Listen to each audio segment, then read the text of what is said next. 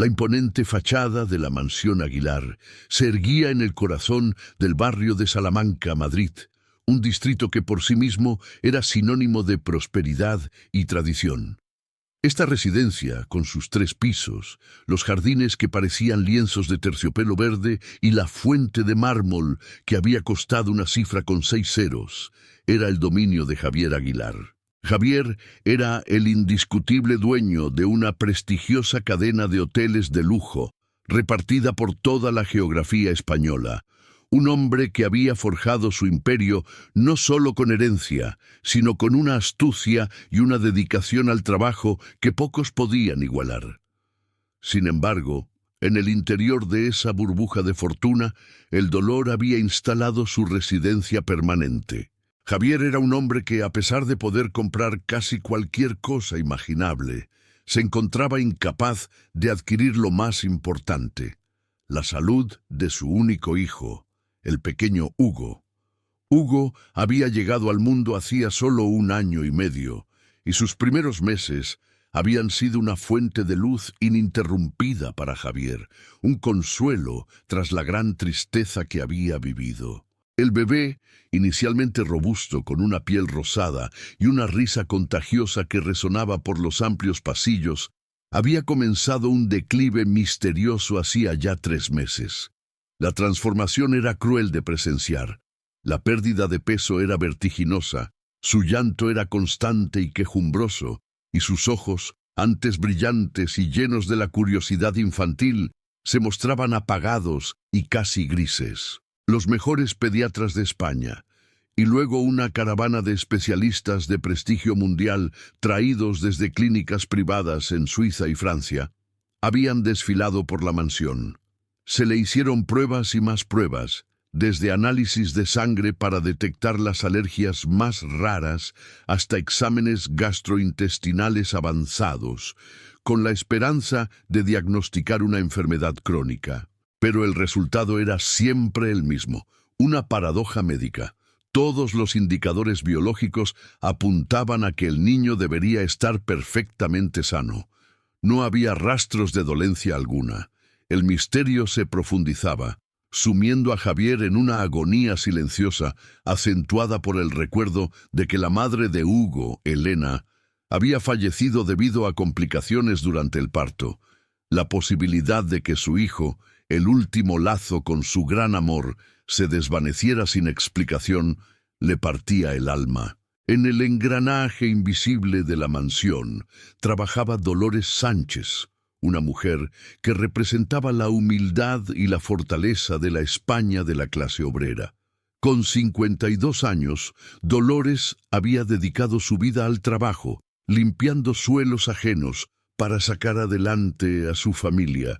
Llevaba 2 años como limpiadora en casa de los Aguilar, entrando todos los días a las 6 de la mañana y saliendo a las 2 de la tarde, una presencia metódica y discreta. Para la mayoría de los habitantes de la casa, incluido el propio Javier, ella era casi invisible, una sombra eficiente. Pero Dolores poseía una visión aguda, nacida de la experiencia de haber criado a 4 hijos, a quienes había logrado enviar a la universidad, construyendo una base sólida para ellos a pesar de las adversidades que la vida le había presentado. Ella sabía distinguir una enfermedad común de una que no lo era. Lo que veía en Hugo la perturbaba profundamente. La enfermedad del bebé no progresaba de forma lineal, sino en ciclos de mejoría y recaída dramática, casi como si una fuerza externa lo estuviera minando y luego retirando la mano, solo para volver a atacar. Algo o alguien estaba administrando un malestar intermitente. A pesar de su terrible sospecha de que el niño estaba siendo envenenado de forma sutil e intermitente, Dolores se mantuvo en silencio. ¿Quién era ella? Una simple limpiadora, para contradecir a médicos internacionales y a un padre desesperado. Una acusación sin fundamento contra alguien del staff de élite sería vista como una locura, o peor aún, un intento malicioso.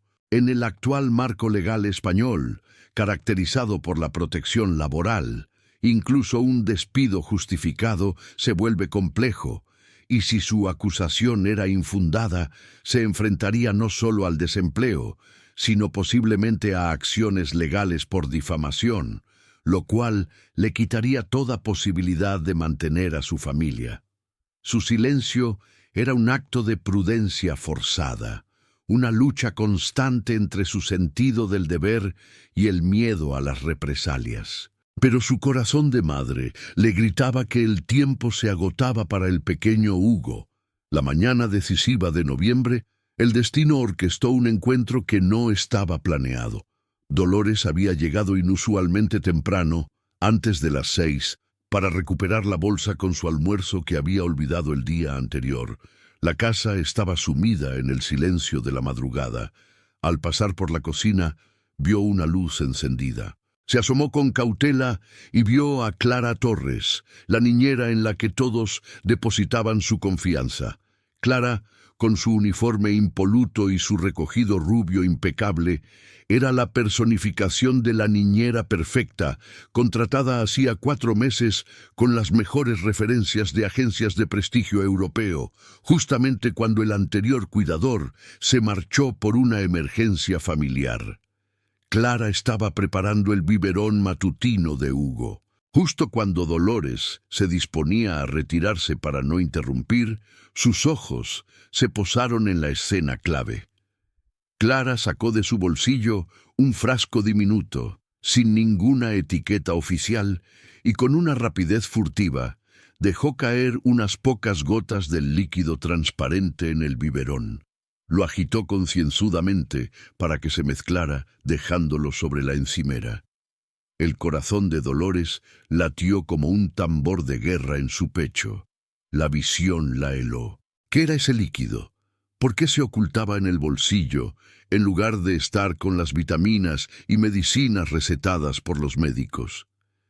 En ese instante, Clara se dio la vuelta para salir de la cocina y se encontró de golpe con la mirada fija y atemorizada de Dolores en la puerta. Los ojos de ambas se encontraron en un segundo eterno. Clara, con una profesionalidad espeluznante, esbozó su sonrisa perfecta. Pero Dolores vio a través de ella, percibiendo algo frío y peligroso. La niñera, con una calma inusual, preguntó por el motivo de su temprana llegada. Dolores apenas pudo balbucear que había olvidado su bolsa. Clara asintió, explicando que ella tampoco podía dormir y había bajado a preparar el desayuno del pequeño Hugo. Luego, con esa misma sonrisa congelada, tomó el biberón y se dirigió a las escaleras, rumbo a la habitación del bebé. Dolores se quedó temblando, invadida por una certeza inamovible. Clara estaba envenenando al niño. No podía permitir que la niñera administrase más de ese líquido misterioso. Su mente de madre superó el miedo a la autoridad. Sabía que acusar a Clara sin pruebas sería un acto suicida, tanto laboral como legalmente, pero el riesgo de no actuar era la vida de Hugo. Esperó 30 minutos, limpiando nerviosamente la cocina, hasta que Clara salió de la casa para su caminata matutina. Actuando con una valentía que nunca se había atribuido, Dolores subió corriendo a la habitación de la niñera. Era consciente de que el allanamiento de una habitación de empleado era una falta gravísima, pero el fin justificaba el medio. La habitación de Clara era un espejo de su dueña, impecable, orden, sin nada fuera de lugar. Dolores buscó con prisa frenética. Finalmente, en el cajón de la mesita de noche, lo encontró, el frasco sin etiqueta, con el líquido cristalino. Lo tomó con manos que temblaban no de miedo, sino de determinación. Metió el frasco en el bolsillo de su delantal y salió de la habitación. No sabía qué contenía, pero sabía que era la clave. Era el problema.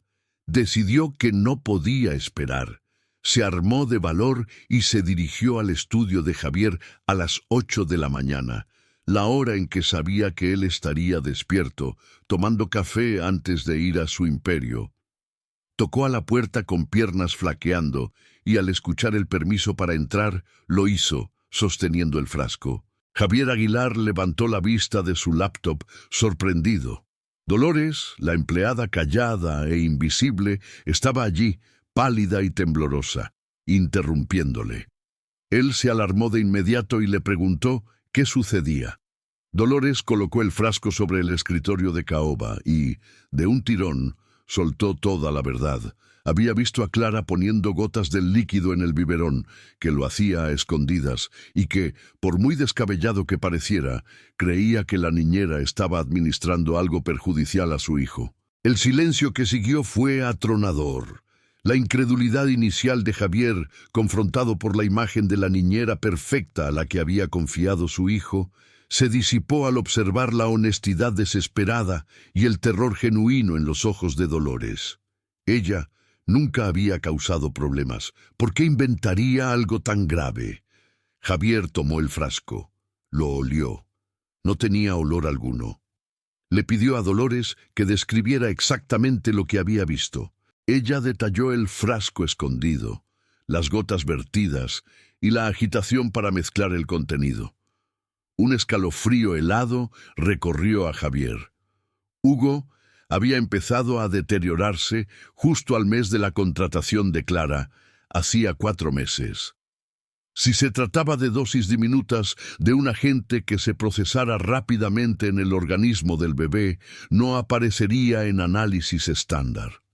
En un acto de fe y desesperación paternal, Javier le creyó. Sin más cuestionamientos, llamó a su médico privado, un hombre de su entera confianza, y le exigió que acudiera a la mansión inmediatamente con un equipo de laboratorio para un análisis urgente de ese líquido. A Dolores le dio una orden clara y coherente. Debía actuar con absoluta normalidad, seguir limpiando como siempre, y por ningún concepto, bajo ninguna circunstancia, debía dejar a Clara a solas con Hugo hasta que tuvieran el resultado que desvelaría el misterio. El reloj biológico de su hijo corría, y la fe de Javier estaba depositada sorprendentemente en las manos callosas de la mujer a la que nunca antes había prestado la debida atención. Las siguientes horas serían una carrera contra un enemigo que operaba bajo una apariencia de devoción. La mansión Aguilar, que pocas horas antes representaba la calma y el orden inquebrantable del barrio de Salamanca, se había transformado en un cuartel general secreto bajo la tensa vigilancia de Javier Aguilar. El tiempo, medido en segundos de agonía paterna, parecía haberse detenido. Javier se encontraba encerrado en su estudio, un espacio diseñado para la toma de decisiones financieras millonarias que ahora se usaba para la desesperada tarea de salvar una vida. El doctor privado de la familia, un experto en toxicología que había llegado con la urgencia dictada por el pánico de Javier, se había instalado con su equipo portátil de análisis, el frasco sin etiqueta como única, pero crucial, pieza de evidencia. Mientras la alta tecnología forense operaba en el estudio, en el resto de la casa se desarrollaba una obra de teatro maestra de disimulo, orquestada por la sutil inteligencia de Dolores Sánchez. Dolores, instruida por Javier, había regresado a su rutina, pero con una diferencia monumental. Su cuerpo se movía con la familiaridad de la empleada, limpiando el polvo de los muebles antiguos y puliendo los suelos de mármol, pero su mente y sus ojos eran los de una centinela. Había encontrado excusas ingeniosas para permanecer en el segundo piso, cerca de la suite de Hugo. Un pañuelo olvidado, una mancha invisible en el pasillo, la necesidad de limpiar más a fondo los juguetes del bebé. Cada acción era una maniobra calculada para mantener a Clara Torres bajo una observación constante. La niñera, ajena a la bomba de relojería que se activaba en el estudio del tercer piso, actuaba con su impecable profesionalidad habitual, atendiendo a Hugo, que estaba inquieto pero todavía bajo los efectos del último episodio.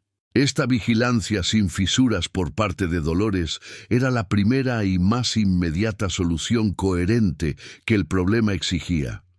la interrupción forzosa de cualquier administración adicional del tóxico, actuando como un dique humano contra el peligro.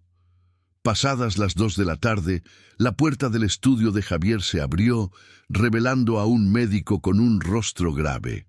El resultado preliminar era contundente y escalofriante, confirmando la peor sospecha de Dolores. El frasco contenía ipecacuana. El médico explicó que esta sustancia, en pequeñas dosis recurrentes, está diseñada para inducir el vómito constante y el rechazo a la ingesta. Administrada a un bebé de forma regular, causaría precisamente la sintomatología de Hugo: la inanición lenta, la debilidad extrema y la pérdida de peso, todo ello sin dejar rastros evidentes en los análisis de sangre rutinarios, ya que la sustancia es procesada y eliminada rápidamente por el organismo. Era la prueba de un envenenamiento lento, metódico y malintencionado, no para un desenlace fatal inmediato, sino para una enfermedad grave y prolongada.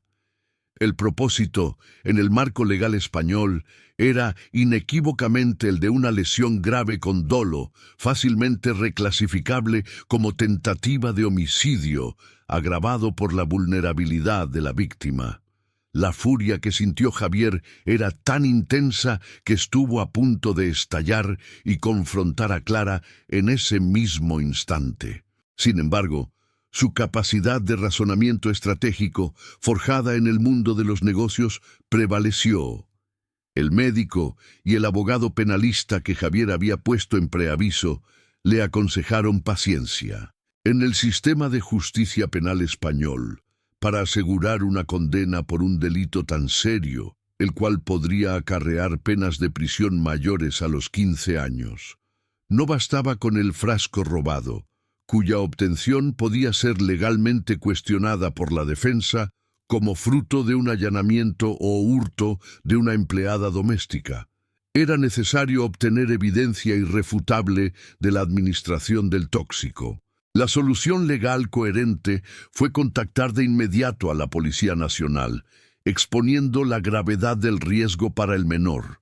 En estos casos de urgencia vital para un menor, y con evidencia de la sustancia ya identificada, la policía pudo actuar con rapidez, obteniendo en cuestión de horas una orden judicial urgente para instalar cámaras de videovigilancia ocultas en la habitación de Hugo.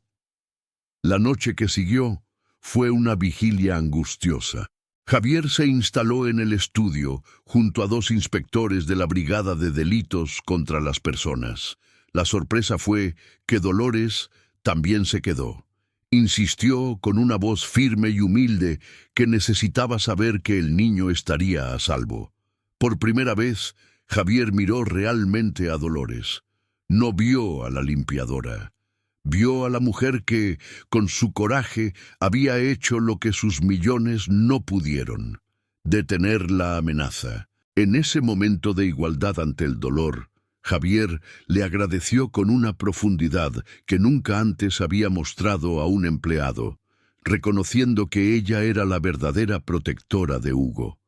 A las 3 de la madrugada, la hora crítica, la escena se desarrolló ante los monitores en alta definición. Clara entró en la habitación de Hugo. El bebé dormía. Se acercó a la cuna con el biberón. Las cámaras capturaron cada gesto con nitidez cristalina. Sacó el frasco del bolsillo, vertió exactamente 3 gotas en la leche, la agitó y se la ofreció al niño. Hugo bebió instintivamente, incluso en sueños. En el estudio, uno de los inspectores grabó la secuencia en vídeo, sellándola como prueba procesalmente válida.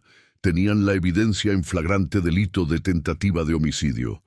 La detención de Clara fue un ejercicio de precisión policial española. Justo cuando ella salió de la habitación, las luces del pasillo se encendieron. 3 agentes de uniforme, los 2 inspectores, Javier y Dolores, la esperaban. Clara se quedó petrificada, el frasco aún en su mano, la sonrisa perfecta desmoronándose en una máscara de terror. Intentó negar, intentó la confusión, pero al ver las caras graves de los inspectores y sobre todo el rostro de Javier, supo que su elaborado castillo de mentiras se había venido abajo. Javier, con la voz temblándole por la ira contenida, solo pudo preguntar, ¿por qué? Lo que siguió fue un plot twist psicológico que conmocionó a todos. Clara se desplomó en una silla del pasillo y su confesión no fue un arrepentimiento, sino la revelación de una obsesión patológica. Con una voz monótona y distante, reveló que conoció a Javier hacía 5 años en uno de sus hoteles y se había enamorado de él con una intensidad que se había vuelto posesión. La llegada de Elena, la esposa, y la posterior pérdida de ésta durante el parto, la convencieron de que era su destino ocupar su lugar. Su plan fue meticuloso: capacitarse, conseguir las mejores referencias y ser contratada como niñera. Pero Javier, sumido en el luto, la veía solo como una profesional. Frustrada por su invisibilidad emocional, concibió la idea oscura: si Hugo enfermaba gravemente, pero no fallecía, Javier dependería de ella. Ella sería la devota niñera, la roca inquebrantable, la figura femenina que le proporcionaría consuelo, llevándola finalmente a su lado. Sin embargo, el plan se había descontrolado. Hugo se debilitó peligrosamente, y Javier, lejos de buscar consuelo en Clara, se cerró, recurriendo a más médicos y viajes, alejándose aún más. Clara se encontró atrapada. Si detenía el envenenamiento, el niño mejoraría y ella perdería su influencia. Si continuaba, Hugo podría perecer y ella perdería su objetivo. Su confesión reveló no un amor, sino una ambición egoísta y una posesión malsana, una manipulación emocional y física que la ley castigaría con severidad. Los inspectores, tras obtener el testimonio grabado y las pruebas del frasco y el vídeo, procedieron a su detención, bajo el artículo 577 y el 138 del Código Penal español, por tentativa de homicidio agravado en la persona de un menor. La situación de Clara era insostenible. Al ser esposada, miró a Dolores y con una frialdad espeluznante dijo que si la limpiadora no se hubiera entrometido, Hugo no habría sobrevivido unas semanas más. Los días siguientes fueron un torbellino de actividad. Clara fue trasladada a un centro penitenciario para su puesta a disposición judicial, con el riesgo de una larga condena. La prensa nacional se hizo eco del suceso, pero el enfoque positivo fue la pronta recuperación de Hugo. Tras ser hospitalizado, la interrupción del tóxico hizo que el niño comenzara a mejorar casi de inmediato. En una semana, comía con normalidad. En 2, había recuperado el peso. Los médicos, con alivio, confirmaron que el daño no sería irreversible. Un auténtico milagro de la detección temprana. Javier, aliviado de una pesadilla, no sabía cómo agradecer a Dolores. Le ofreció una cuantiosa suma de 50.000 euros, que ella rechazó con la misma dignidad con la que había entrado en su estudio. «No lo hice por dinero, sino por humanidad y conciencia», afirmó. El acto desinteresado de Dolores, al priorizar la vida del niño sobre su propia seguridad laboral y económica, era una lección de valores que el magnate, acostumbrado a las transacciones, estaba aprendiendo a valorar. Este rechazo al beneficio personal fue el segundo gran acontecimiento de coherencia y bien, sentando las bases para una relación basada en el respeto mutuo. Javier, profundamente conmovido y humillado, se dio cuenta de que su verdadero acto de agradecimiento debía ser sistémico y humano, no monetario. La rápida y milagrosa recuperación del pequeño Hugo fue el primer rayo de sol que disipó la densa nube de angustia que cubría la mansión Aguilar. En el contexto de la sanidad pública y privada española, el cese del agente tóxico en el organismo del bebé permitió una respuesta biológica casi inmediata. Era como si el niño estuviera esperando ese respiro para florecer. En menos de un mes, Hugo era, una vez más, el niño regordete y radiante que había sido al nacer. Los médicos, al confirmar que no habría secuelas irreversibles, hablaron de una intervención que había llegado justo a tiempo, una verdadera proeza de la casualidad y el coraje. El foco de la prensa se dirigió al juicio de Clara Torres, un proceso que, dada la gravedad de la acusación de tentativa de homicidio agravado a un menor, se llevó a cabo con celeridad. Durante los procedimientos judiciales, en la Audiencia Provincial de Madrid, Clara mantuvo una frialdad casi pétrea, insistiendo en que sus actos se debían a un amor posesivo hacia Javier Aguilar. Sin embargo, la ley y la razón prevalecieron. La sentencia fue firme y ejemplar. Clara fue condenada a una larga pena de prisión, superando los 15 años de reclusión. El juez, en su lectura, destacó un punto que resonó en el corazón de la sociedad. Contrastó la manipulación y el egoísmo de la acusada con el acto de amor puro y desinteresado de Dolores Sánchez. El verdadero amor, dijo el magistrado, se demostró no en la obsesión, sino en la acción desinteresada de proteger a un niño que no era propio, arriesgando todo por hacer lo correcto. La justicia española había castigado un crimen, pero también había elevado a una heroína. La transformación más profunda, sin embargo, se dio en el hogar de los Aguilar. Javier se encontraba en un estado de iluminación humillante. La generosa oferta monetaria de 50.000 euros que hizo a Dolores fue rechazada con una dignidad que desarmó al millonario, acostumbrado a que su dinero lo resolviera todo. El rechazo no fue por orgullo, sino por principio. Aceptar dinero convertiría el salvar a Hugo en una transacción, y esto fue un acto de humanidad, le explicó Dolores. La única condición que aceptó la valiente limpiadora y que Javier cumplió inmediatamente y con creces fue una mejora significativa en los salarios y beneficios sociales de todo el personal de la casa. Era una solución socialmente coherente, un verdadero reconocimiento del valor humano del personal invisible. Acto seguido, Javier le suplicó a Dolores que aceptara el rol de niñera principal de Hugo, confiando ciegamente solo en ella. Dolores, con su humildad intrínseca, aceptó, pero con una condición que demostraba su apego a sus raíces y a su identidad, que seguiría realizando parte de sus tareas de limpieza. Me gusta mi trabajo y no quiero que mis compañeras piensen que me creo mejor que ellas, argumentó. Javier, con lágrimas en los ojos, aceptó. Dolores Sánchez se convirtió así en la anómala niñera del barrio de Salamanca, una mujer que compaginaba el cuidado de un bebé millonario con el pulido del suelo de mármol, una dualidad que se convirtió en un símbolo de la nueva filosofía de la casa.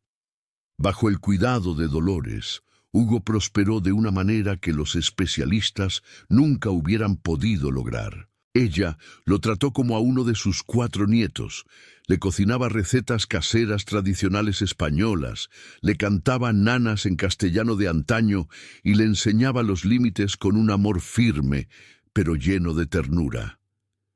El niño, que antes apenas se sonreía, se transformó en un torbellino de risas y energía inagotable. El cambio más significativo se produjo en Javier. La oficina dejó de ser su único santuario. Comenzó a llegar a casa temprano, ansioso por pasar tiempo con su hijo y, con ello, forzosamente empezó a pasar más tiempo con Dolores. Las charlas en la cocina, mientras ella preparaba la cena y Hugo jugaba cerca, se convirtieron en el eje de su educación emocional. Ella le habló de su vida, de cómo enviudó hacía 5 años cuando su esposo falleció de cáncer, y de cómo el amor y el trabajo duro, sin lujos ni herencias, habían sido suficientes para criar a 4 personas de bien. Javier, el magnate, se sintió humillado e inspirado. Se dio cuenta de que la verdadera arquitectura de su vida la había construido ella, desde la nada, mientras que él solo había heredado y expandido. Este nuevo despertar culminó en el tercer cumpleaños de Hugo, un año después de la detención de Clara. La fiesta fue un evento atípico en La Moraleja, un acto de reparación social. Javier no organizó la ostentosa celebración que se esperaría de su posición, sino una fiesta sencilla y alegre en el jardín. Invitó a los 4 hijos y nietos de Dolores, a los empleados de la mansión y a niños del vecindario. La comida era casera y abundante, con juegos sencillos y música española tradicional. Durante la celebración, Javier hizo un anuncio que fue recibido con vítores y emoción.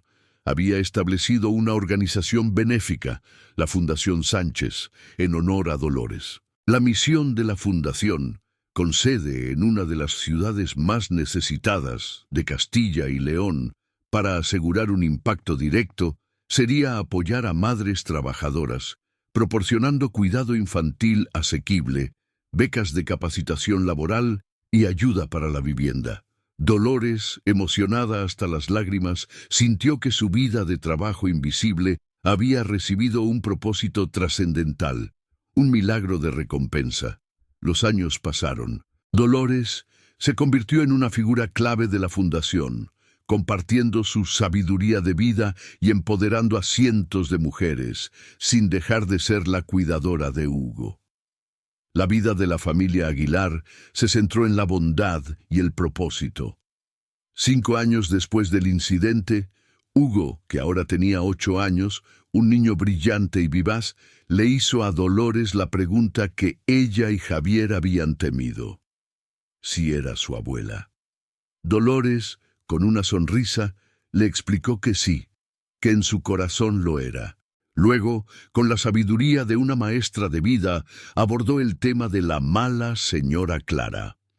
A veces, Hugo, le dijo Dolores, las personas se confunden, creen que el amor es tomar, poseer y controlar. Creen que deben hacerse valer con trampas y dolor. Pero el amor verdadero es lo opuesto, es dar, es cuidar, es sacrificarse por la protección de otro. La señora Clara no entendió esa lección. Estaba enferma en su mente y en su corazón, pero lo importante es que tú y tu padre sí la hemos aprendido. Javier, que había escuchado desde el umbral, entró para abrazarlos. Le dijo a su hijo que Dolores era la mejor maestra de vida del mundo y que gracias a ella él estaba aprendiendo a ser un hombre, un padre y una persona mejor, que ahora valoraba la bondad sobre la cuenta bancaria. Dolores se sonrojó, minimizando su papel, diciendo que solo había hecho lo que cualquier persona de bien haría. Pero Javier y Hugo sabían la verdad, no cualquiera lo habría hecho. Muchas personas habrían mirado hacia otro lado, temiendo las consecuencias. Dolores eligió el coraje sobre el miedo y la bondad sobre la indiferencia. Esa valentía salvó la vida de Hugo y redimió el alma de Javier. Con 57 años, Dolores seguía siendo una parte esencial de la vida de Hugo. Ella continuó trabajando, a pesar de que Javier le había garantizado una seguridad financiera para el resto de su vida. El trabajo y el amor por Hugo le daban propósito. El final de la historia se escribió con la certeza de que el verdadero valor de una persona no se mide por el dinero o el título, sino por el tamaño de su corazón. Muchos años después, Hugo Aguilar, ya adulto y al frente del imperio hotelero familiar, contaría la historia de su infancia, de cómo una humilde limpiadora, invisible para el mundo de la alta sociedad, fue la heroína más grande que conoció. Recordaría cómo su padre, un magnate, aprendió la lección más importante de su vida en la cocina, bebiendo té con una mujer de manos callosas. Recordaría que la mayor riqueza no está en las posesiones, sino en la bondad, y que, a veces, los ángeles que cambian el destino usan delantales de trabajo. La Fundación Sánchez prosperó, transformando vidas en toda Castilla y León, un testimonio duradero del poder del coraje desinteresado y la nobleza de espíritu. La vida de Hugo fue un milagro de superación y la vida de Dolores un faro de esperanza para todos. Muchísimas gracias por haberte quedado hasta el final de esta historia. Si te ha gustado, no olvides suscribirte al canal y dejarnos un me gusta. Es la mejor forma de ayudarnos a seguir creciendo. Además, déjanos un comentario contándonos desde qué ciudad nos has visto. Nos encanta leer dónde llegan nuestras historias.